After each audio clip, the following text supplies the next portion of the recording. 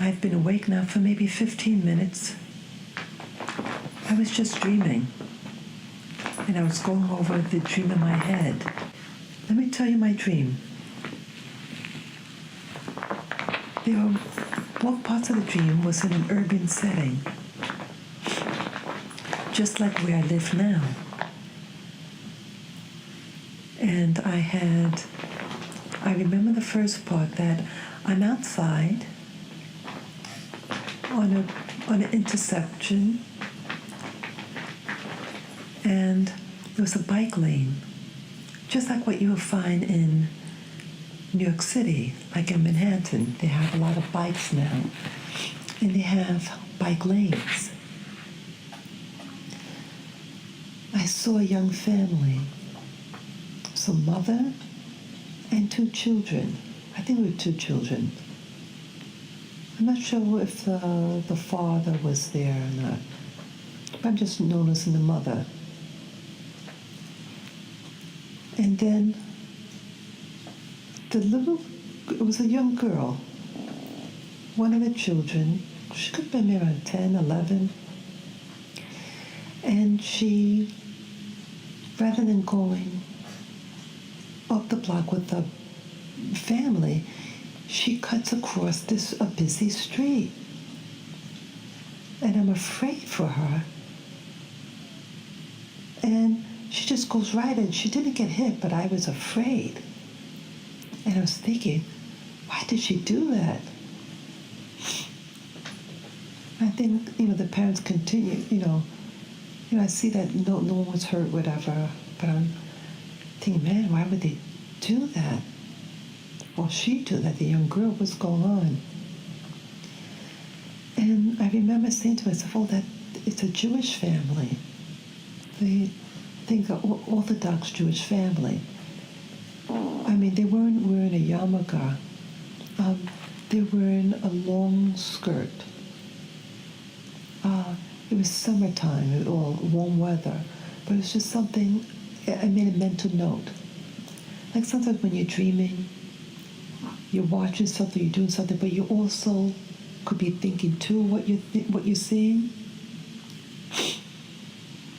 There was nothing good or bad about them. They were just individuals, and it's just something I noticed. It seemed very real.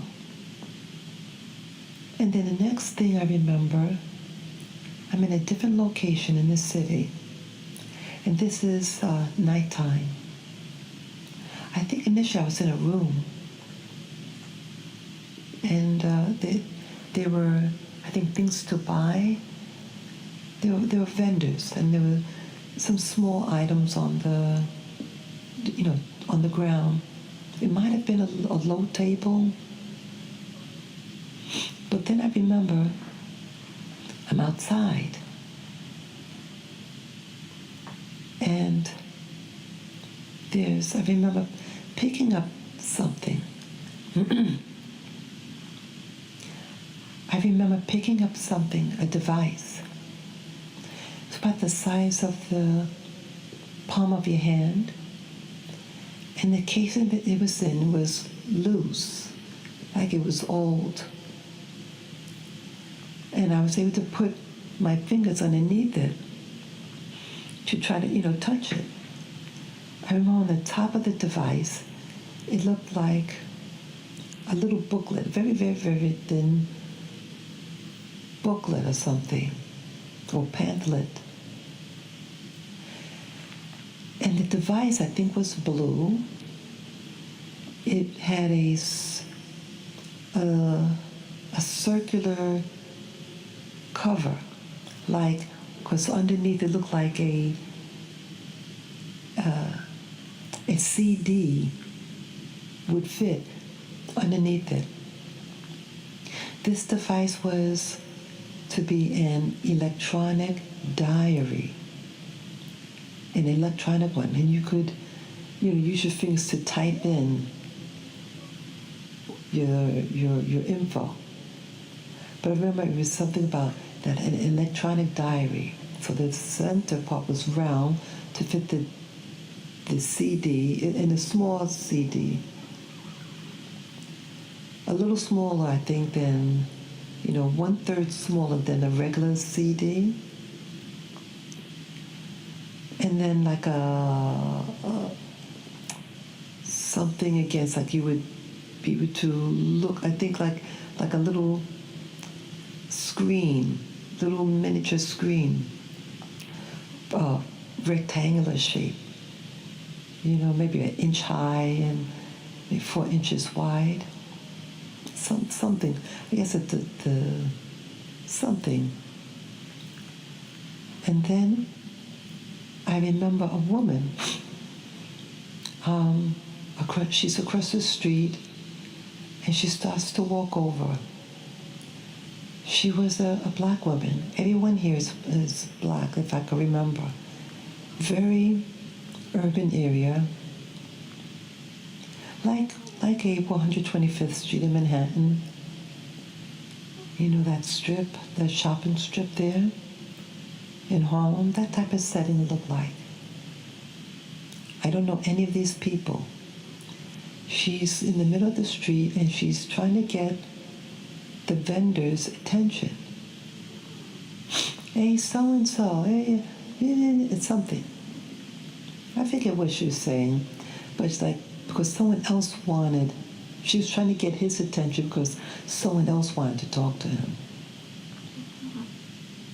And then all of a sudden, I think the girl kind of moves out the way because there was a car coming. It was a dark-colored car. Again, it could have been a four-door. It was kind of oldish looking. I don't really know cars. I just know it was a dark-colored car, at least in the nighttime. It looked dark. And it was going real fast. And then it swerves to turn to my left. I mean, the car had passed us, but then it's kind of curving, making a turn, and then and then coming back up. And I was afraid, and I remember I ran away from the street, because I was by the curb with this table of things and vendors. And it was a fence could have been about 4 or 5 feet high, just a regular fence. I think you call it a lattice type, like the kind of diamond shape wire fence. And I went upon this thing to press against it because I was afraid this thing was going to run into us because it got out. It looked like it got out of control. And then I noticed when I looked up down the sidewalk, it was a whole pack of, I guess they were police officers, but they were in gear. They were just standing, waiting. And I remember I felt afraid. I was afraid. But I'm noticing these law enforcement, they were wearing gear, but it was a funny blue color. That's what stood out. The street lights are reflecting off of their gear. But it was a light blue, lightish color blue. A weird blue color. It's a very rare blue. I mean, it's not cobalt blues. It wasn't that. It was a lighter than that, but it's a weird blue. I'm thinking, why would they wear this type of color? It was just weird. That's what I was saying. This is weird. And then I heard shots. And so I'm scared now because, these police or whoever involved could be shooting back and you can get hit. And then I noticed I see a figure running in the street. I believe it was a male. And right after they did the shooting, he was tackled. And tackled with regular cops, wearing the darker uniform. Regular, what you normally see. See, not like the other guys that were standing in the sidewalk. It was a pack of those law enforcement with that special lighter blue color, And he was subdued extremely quickly. They got him to the ground, and I think two of them subdued him, and they were handcuffing him. And I think I woke up. Yeah, it was right after the scene. I wake up from the dream state. I keep my eyes closed. And then I see, looks like these stones that were all scattered about. They're all like oval-shaped stones. It was an off-white color. They were light in color. All scattered about. They almost reminded me of little rolls, bread in an oval shape. Oh, it reminded me of that. Almost like in a pattern. It was all, I think like pointing diagonal, but in a circular shape. I mean, if you're looking above, the seemed roundish in shape, how they were sprued about, but in an organized pattern. And then I saw like what looked like a lake appear, like the stones, and then you just see water. And I think it was a pond. And I said a lake, but it could have been a pond. It was murky. And then I didn't see anything anymore. But how I feel after waking up from the dream, it seemed very real, a very modern time things, very modern. And I feel a little sad about living in this city. Now I'm born and raised in this city. And I feel sad for where I feel the country is going. Especially yesterday, I was watching a lot of things on YouTube. There's a new YouTuber I found. I don't remember his name, but he's a black YouTuber, an American black, from an extremely large family, and his grandparents had even like double their amount. I think he said he's one of 12 or something like that, or 15. Yeah, maybe, yeah. 14, no, it's 14 of them. 14 or 15. And his grandmother had 20-something kids. And he seems very intelligent, this man. Very, very schooled. I think it's from the South. And he talked about the trends and the things that are happening in New York City, and how blacks are becoming so outnumbered. He specifically talked about California, and that the percentages of the different ethnic groups, that blacks are really insignificant in number in California. They don't really have any control.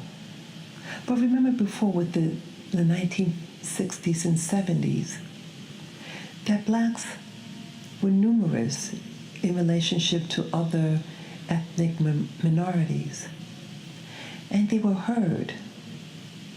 But now it seems like, I mean, you have numbers, but it's like it's shrinking. And your influence is shrinking. I don't know whether this is just a psychological thing, because it's supposed to be 80 million African Americans. 80 million is 80 million. That is larger than some nations. And it's not necessarily the quantity, it's like the flow, the energy or influence. Because before, like, blacks were the second largest ethnic group in the United States, but still relatively smaller in number than the majority. We make up, what was that, 13%, 12, 11%? But still, there was a presence. But now, the cities, the major cities in the United States, the influence of blacks seems to be decreasing. You have other ethnic groups that, for whatever reason, it's like American blacks aren't being catered to, or in like the businesses. When another group comes in, even in the hiring practice, that blacks aren't being hired to the same degree as these other groups. And so my concern is, see, on the surface, and as I was raised here in New York City, I never mind the different ethnic groups. I was always around other people.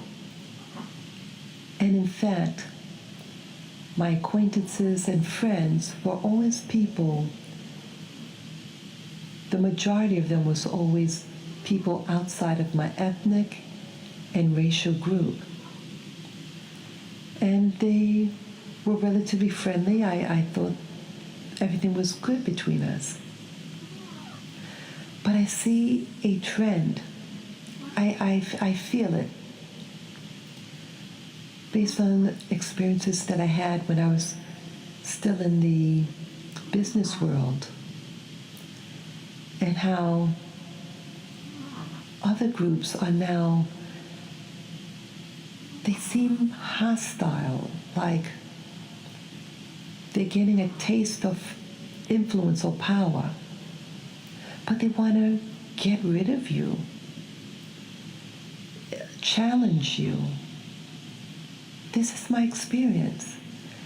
And I'm saying to myself, how come you're acting this way towards me?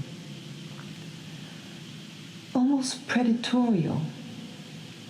You can see it in their eyes and their attitude towards you. And these were my friends, I thought. We used to socialize, we were around each other. We talked to each other. They were cool. They were nice people, I thought. I had no biasness against them. In fact, I actually liked them and favored them because I thought they were nice people. But now I see an attitude change. And it's for a while now. Now, I think all along that it was there. But again, back then, 30-some years ago, the numbers were small in comparison. But they lived in their neighborhood, their respective neighborhoods, and I lived in my neighborhood.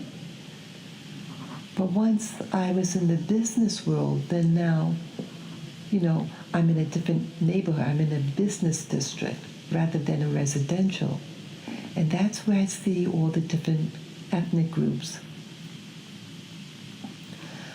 I'm concerned about the condition of black people in America. We were once relatively open to other groups. when the Civil Rights Act and that era was very prominent, we spoke on behalf of all the different minority groups, and the laws that were passed, it included them as well. But all that is out the window, I feel.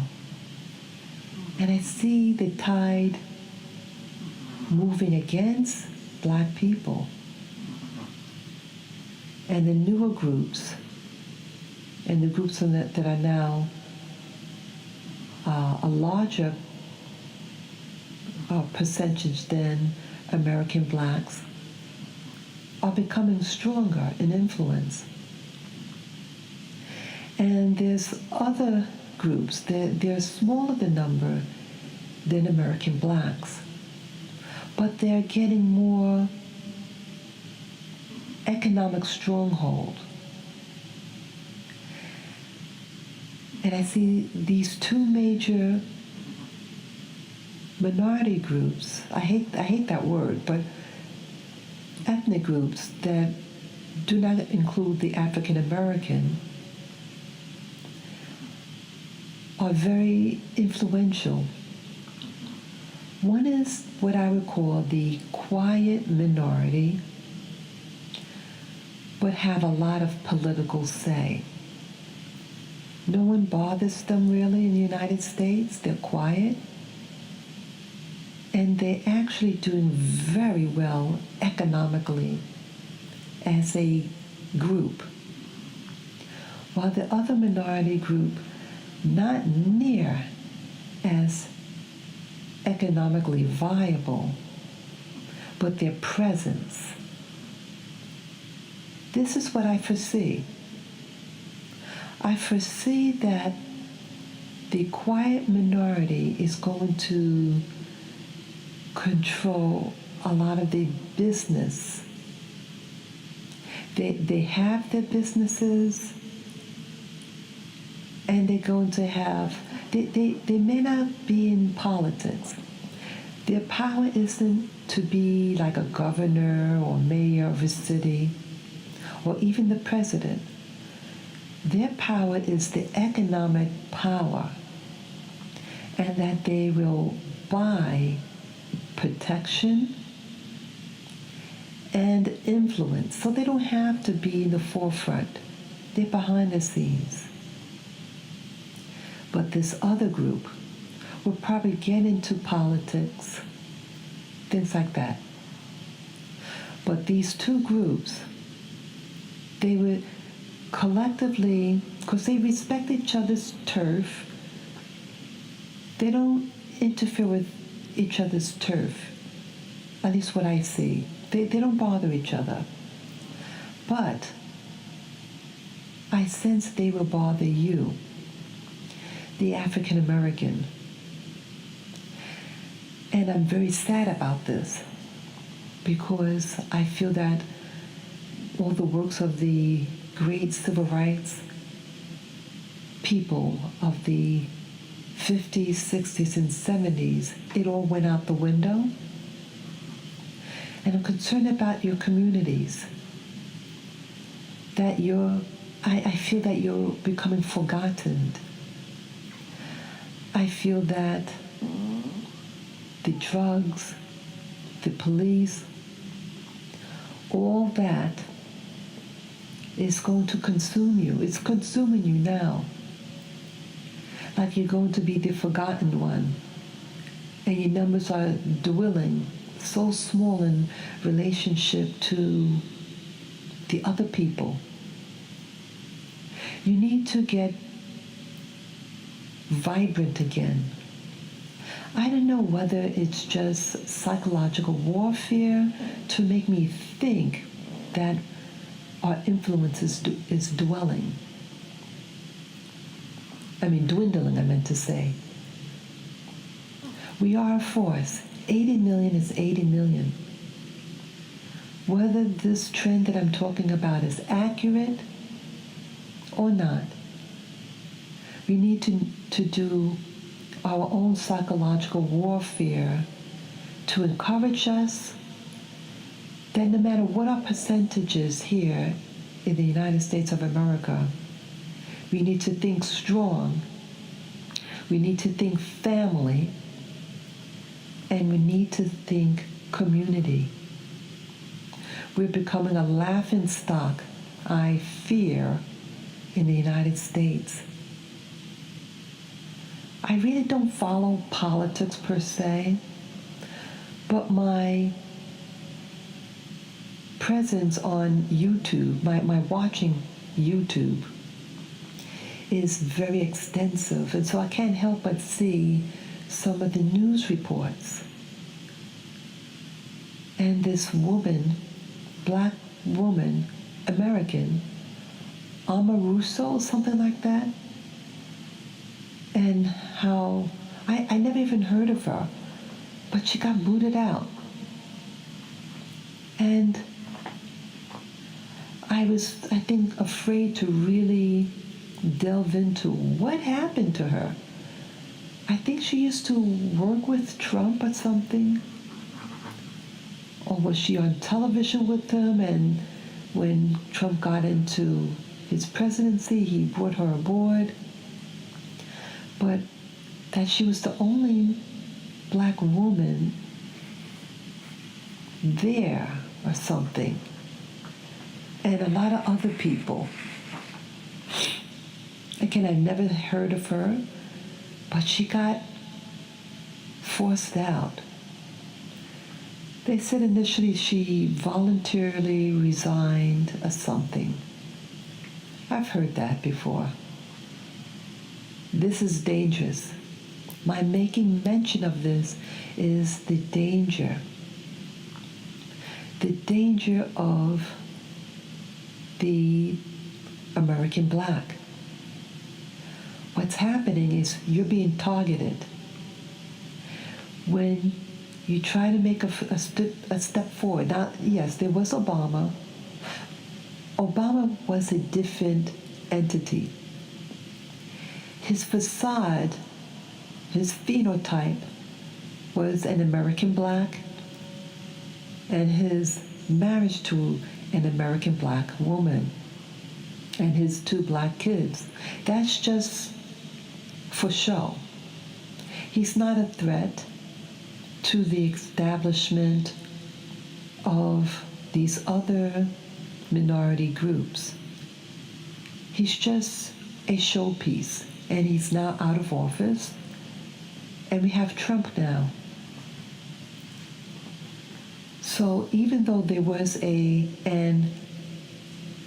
President Obama, he's no longer a fixture. He did his part. He and his family are just going to be absorbed by the mainstream users, people of power, but not the black community. Nor will he be a part of the black community. And so we left naked now. Naked. And being swallowed up by quicksand. We have no covering now. We're all exposed.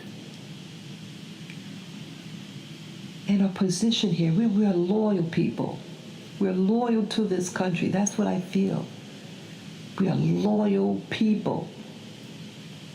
We fight other people's fights, like in Afghanistan, all in the Middle East, all that. We fight for this country.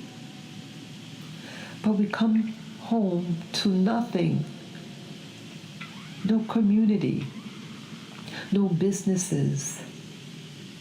I'm very frightened for us. Very. I feel we're forgotten. And we're even being used for this hate whitey mentality, with the Black Lives Matter. Yeah, we fell for it. We're being used to fight against white people. And they're not the enemy, so to speak. They're using black people to try to squash white mainstream people. Whether they're people who are for blacks or against blacks, it doesn't matter. There's a system that's using us to squash the current president, President Trump. And they're using you because you're a strong group, you're strong physically, and your presence is heard when you're being used to fight someone else. See that?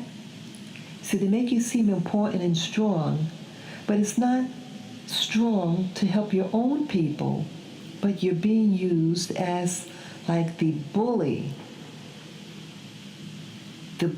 of bullies to attack other people. The opposition of the new paradigm system. Don't fall for it, black person. Don't fall for it. You're being used, and these other groups are being used. So you get thrown in jail, but these other groups don't. They're not going to throw these people in jail. They're not being used for that. They're being used, these new, upcoming groups are being used to replace you. You don't get it. You don't get it, black man.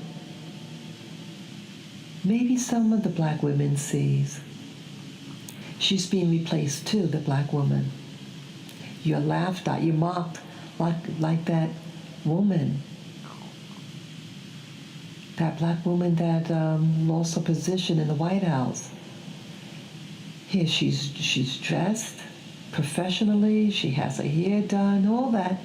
All, what you would want to be, in the type of position that she's in. But she's a laughingstock now, and shamed, and urinated on. She's disgraced, made disgraced. And no one fought for her. No one said, hey, why are you doing this to this black woman? She's the only one there, only black woman there in that level position. And there's no outcry. But there's an outcry in the black community for when some other minority group allegedly gets targeted against.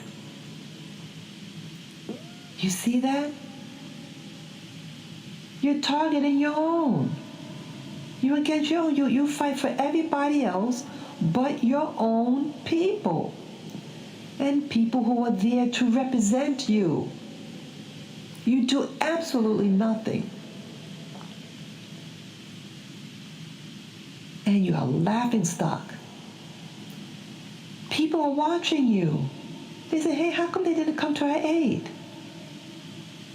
And this bitter jealousy that we have when someone, a black person, is dressed very polished and is trying to represent a positive attribute of the black race in America, you do absolutely nothing to support her. And there are others. There's another black lady, McKenna, I think her name is. She was in government. She worked in D.C. I forget what state she represented. But they used another black person to get her out. And she was very, very, had a very honest persona, very, very, very straightforward. what you would want in someone who's representing you. And she wasn't protected by the black community. You're hurting yourself. You're hurting your own. You're at the forefront of every type of thing when it comes to racial equality. Even the, what you call the gender rights, really meaning the transgender rights. You'll fight about that. But you're not fighting when someone mainstream, a straight, a heterosexual black woman, heterosexual black man, you don't protect them. My God, what magic is being done upon you? Someone has put magic over you to put you in a stupor. We're too large in number to be insignificant. But all of a sudden you become significant when those other people want you to fight their cause for them, but not yourself. You need to wake up, black people. We're being used. And you have groups out there who are trying to take over the country. They're trying to take over the current president, President Trump, and they want you, the black people, to be their mercenaries, so to speak, to get rid of them. Once they use you, you're out the door. You're being forced out of California. You're being pushed out of New York City. And I know this is by design. Here, I'm a middle-aged woman, very pro-American, and I see and I feel that I'm being considered like a second-class citizen. I feel so heartbroken. You don't know how heartbroken I feel. I feel that my country has abandoned me and leaving me for the wolves. And I feel that the black man is in a stupor, many of them. They're cuckold. They're not supporting the community.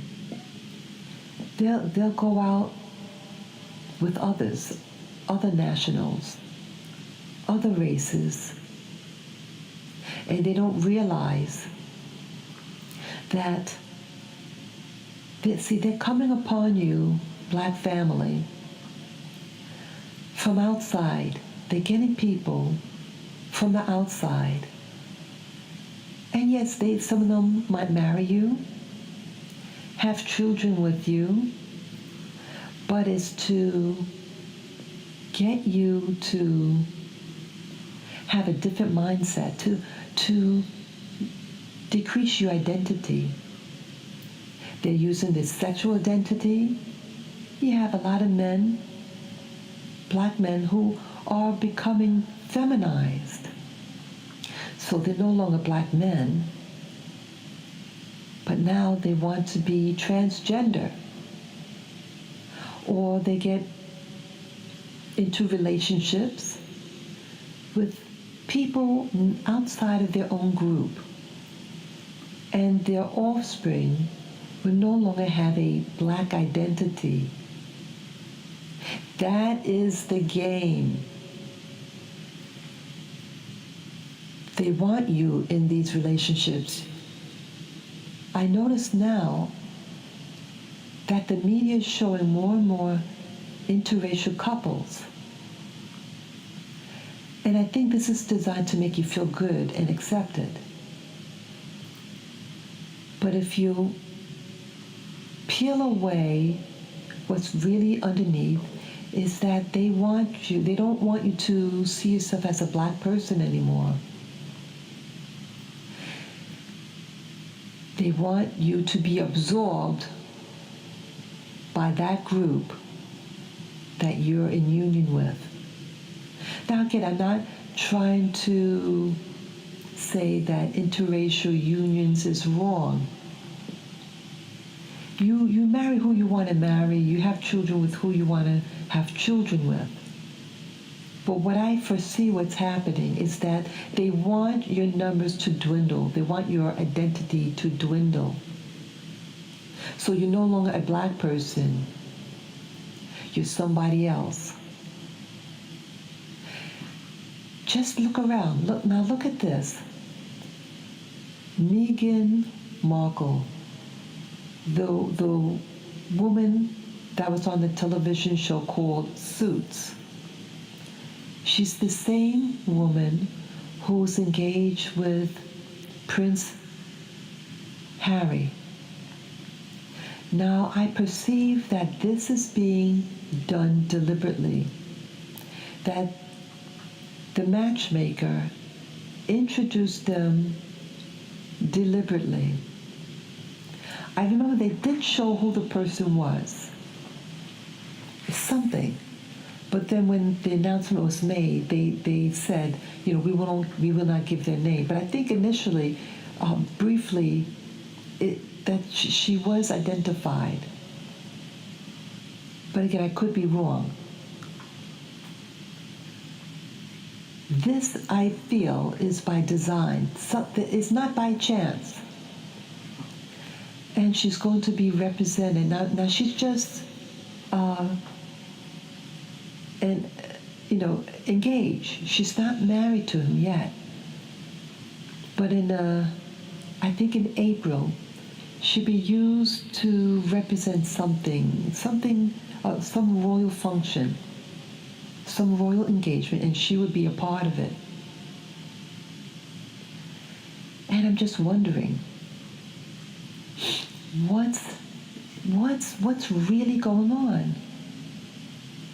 I sense something. It's a smoke screen. Okay, I'm happy for her. If she's happy, I'm happy. She found her love. I'm all about love. But I'm just very curious on a social level, on a greater social level, how this is going to impact the major black community in the United States. Whether she marries into the British royal family, she'll have to give up her U.S. citizenship. I don't know whether they'll permit dual citizenship, but that could happen. I don't know. But how it's going to, I think it's going to pacify a lot of the American blacks and blacks globally. But the fight is still on. Don't fall asleep. Don't fall asleep. See, some people might be afraid that, oh no, a black person is mixing with the British royal family. No, it's not. It's all by design. It's not to take away the white identity. No. But she will be used to manipulate one's perception, but it's not going to take away white supremacy. Not at all. Not at all. They wouldn't let that happen.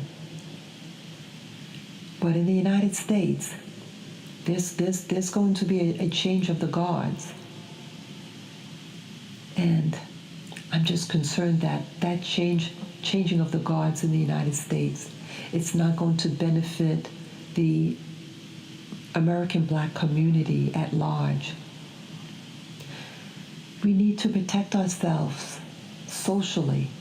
I'm not talking about warfare, but we need to take a hold of our community and our educational system. We need to know our history, and we need to start teaching skills. We need to learn skills, practical skills, like agriculture, gardening. We need to learn how to build things. It's not done anymore. We need to take hold. I'm so sorry, Black America. Even though, and I've said this many times, I just want people to know who I am. I don't come from the South, the Southeast. That's not my ancestry. My ancestors came from the Caribbean. But I was born and raised here. My parents are born and raised here. And my identity is of the people called the African American people. I took on its history, its pain. And so that was my identity. I was raised to have that identity. But I see that this group that I was grafted onto is perishing. It's losing its strength. And you're being deceived. When you go down, I go down with you. When you move up, I move up with you. That we stay together, we stay strong. That is my mindset. But unfortunately, it's not the mindset of other people who live around you. You have a growing movement of so-called Black people who are from you, who from your community, from your actual ancestry. They're not like coming from the Caribbean or Latin America. They're born and raised, and their ancestry is from the Deep South, from Black America, plantation people. But they are growing up and they're telling everybody they're Native American. And when they live in a Black neighborhood, many of them don't want to help you, the Black.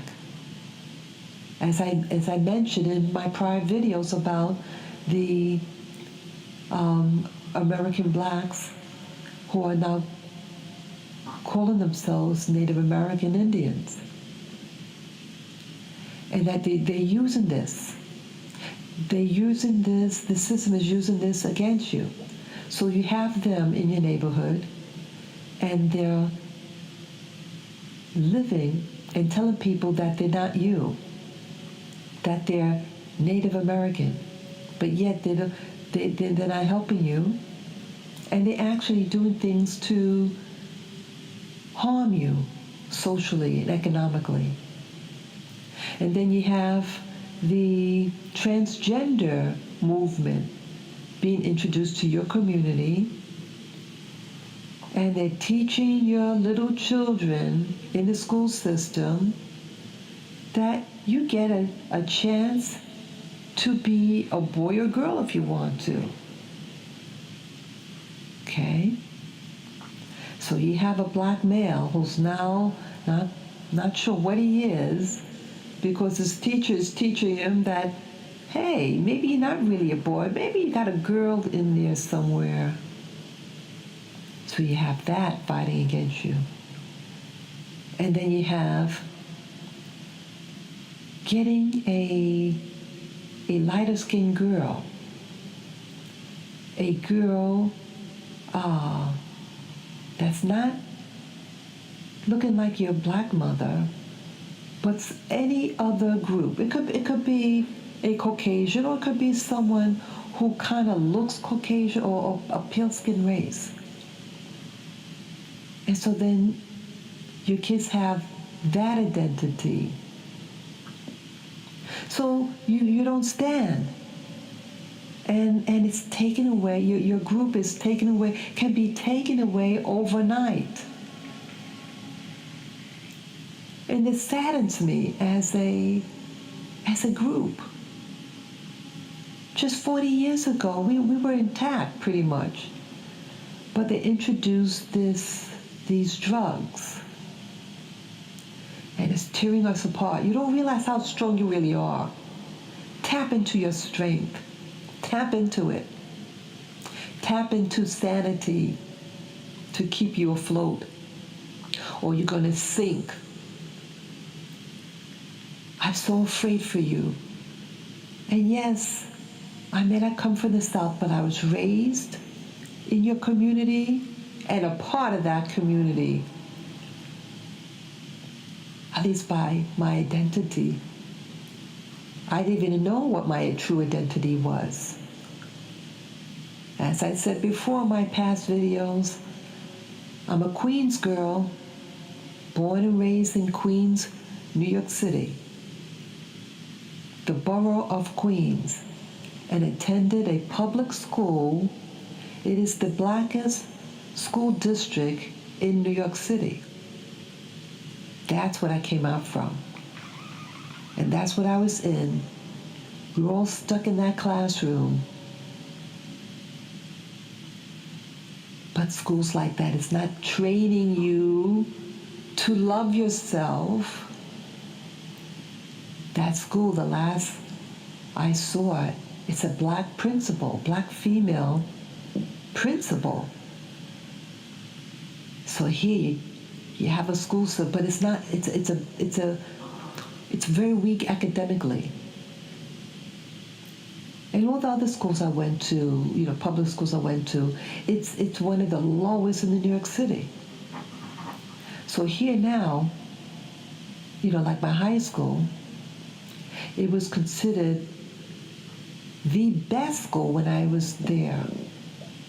But now, after I graduated, it is one of the worst academically. And I feel it's all by design. It's social engineering to keep you down. It's nothing wrong with the buildings, or they didn't have enough chalk for the chalkboard.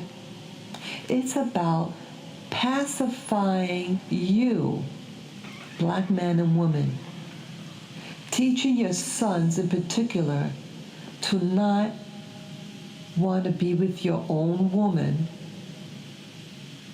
and the woman not want to keep her man. She's not married to him. We're not married. We have a bastard race, primarily. Most black women in New York City, in North America, we don't have children in wedlock. We're not married, and yet we're having kids. Black woman, get some sense in your head and get married. See, it's symbolic, a wedding. Whether you want to get married with, just get married in a system that you believe in, because it's saying something to your neighbor, to your community at large, that yes, I am a married woman. And it's a contract agreement. You're making a social statement when you get married. Sure, you have people who are married who get divorced.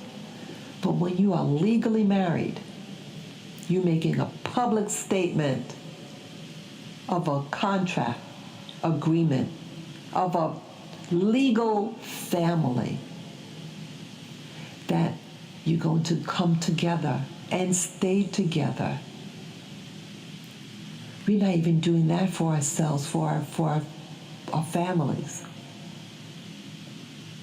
The kids see, they hear.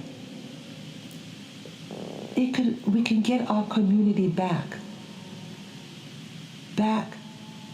with the help of that black woman, saying, I'm taking back my community. I'm going to stand my ground. I'm not going to be that B word. I'm going to be a feminine woman, a modest woman, an intelligent woman who educates herself and her children, and teach their children the essentials for life, and teach their history. And she's going to be involved in her school, the kids' schoolwork. Work together as a team, as a business partnership with your legal husband. Or at least, if you don't want to get married by the justice of the peace, your spiritual head of your community to oversee your union and to make a public announcement that this man and woman are coming together in a recognized union of that community that you live in. Get involved. Go to the library. Do research. To educate. Homeschool your kids. The essentials that you want them to know for your community. You have to at least do that. And you can change overnight the situation in your Black community. Get involved with other Black women in your building, in your suburbs, if you live in the suburbs. And you have to come together. It's your survival. Don't get pacified because you see Meghan Markle being engaged to Prince William, a Caucasian fellow. Don't get pacified. Don't get pacified by the other YouTubers that you see marrying white men and making it look like it's hunky-dory. Don't get pacified by that. If that's your flavor, that's your flavor. And if he loves you and not using you to get subscriberships / money for himself.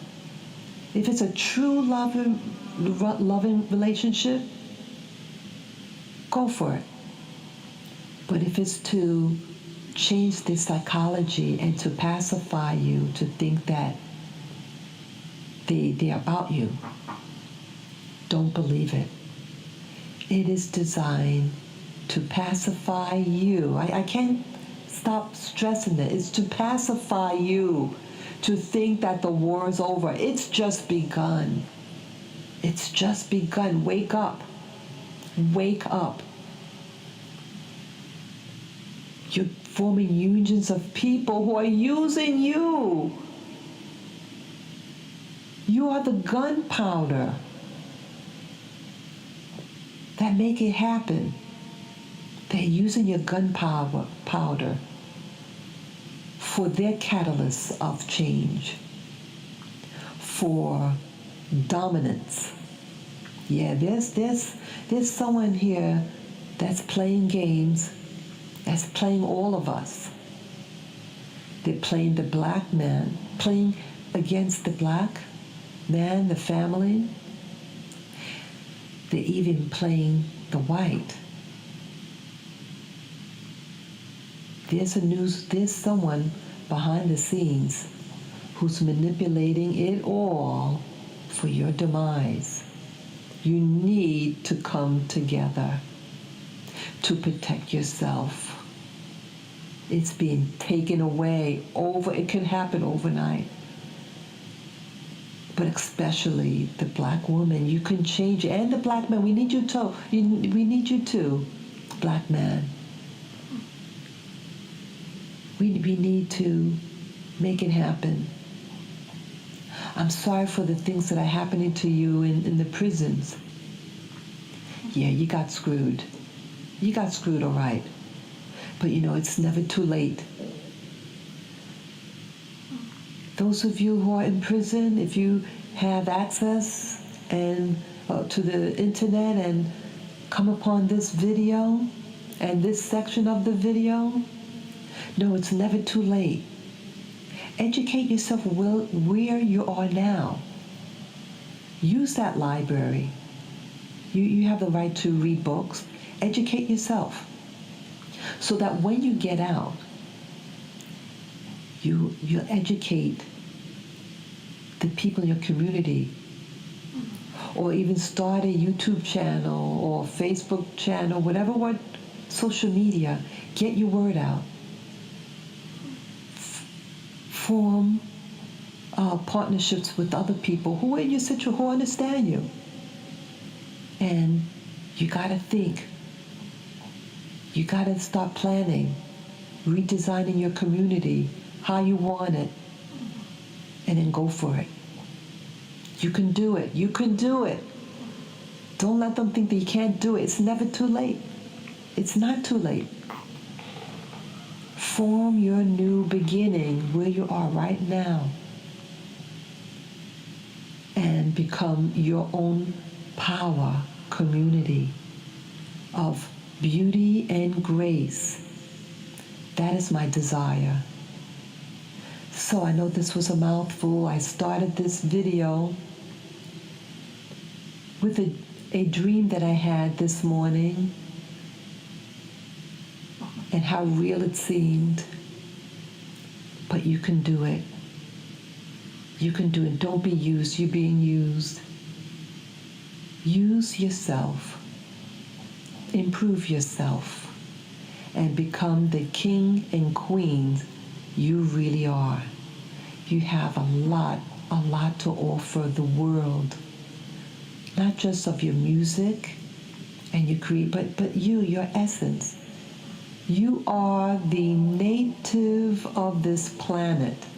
It is yours. Start walking in your path, in dominance over the land that your feet touch. It is actually yours. So, get up, go on in your day, and walk with your chin up and a smile on your face that this is day one for a new beginning of taking back my power. Okay? So, enjoy the rest of your day and in your dominance and health.